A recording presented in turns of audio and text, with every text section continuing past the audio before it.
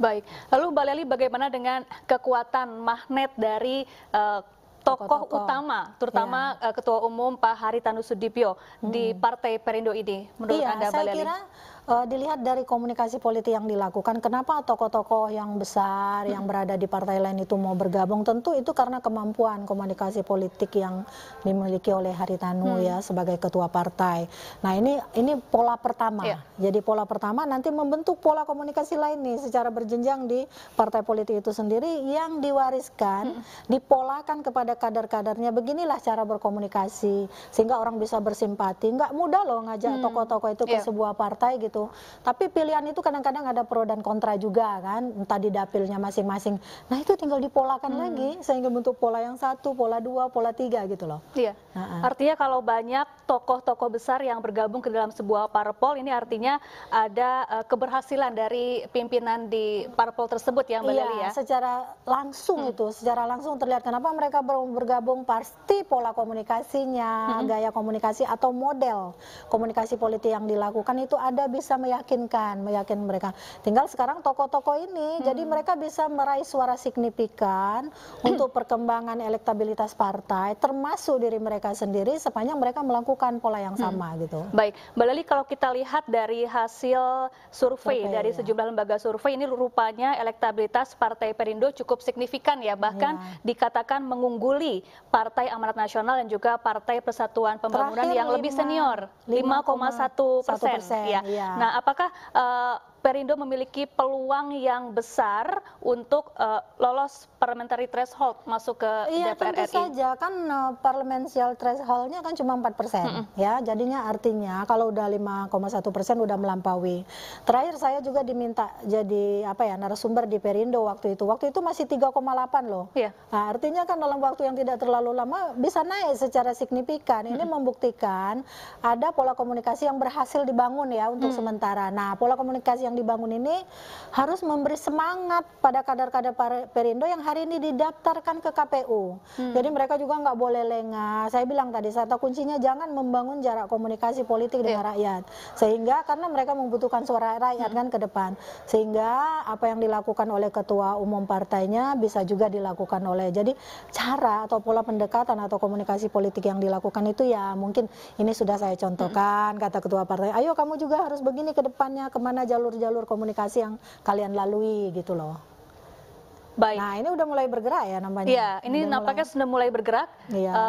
Rombongan dari Bacalek Partai Perindo yang dipimpin langsung oleh Ketua Umum Partai Perindo Haritanu Sudibyo, dan wajahnya cukup optimis ya semuanya ya. Sumringah begitu ya.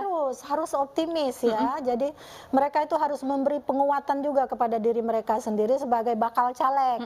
Saya harus menjadi calon yang bisa membesarkan partai. Kalau tidak apa guna mereka bergabung dengan Perindo kan gitu. Semua partai juga intinya seperti itu. Tapi kan persaingan di partai itu tidak mudah, sehingga mereka itu juga harus membangun antusiasme, sikap pesimis dan kemampuan politik yang memadai sesuai dengan apa yang ditargetkan oleh partai politik.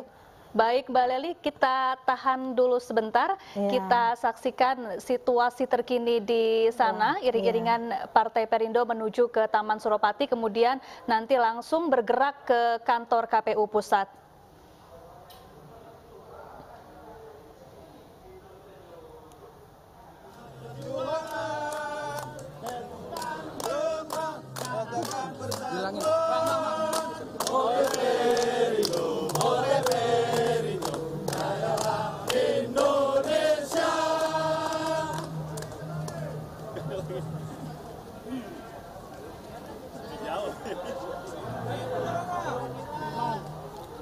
Kasih jalur mobil lewat sebelah kanan.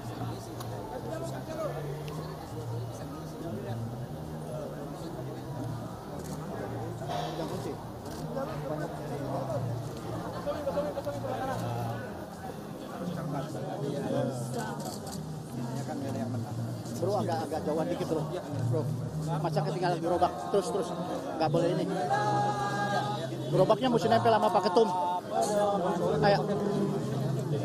Bro, gerobak mesti nempel. Mereka akan Suropati menyapa masyarakat yang hadir bersama dengan 16 gerobak Partai Perindo. Iya. Kemudian setelah itu baru nantinya iring-iringan Partai Perindo ini akan menuju ke kantor KPU Pusat, di mana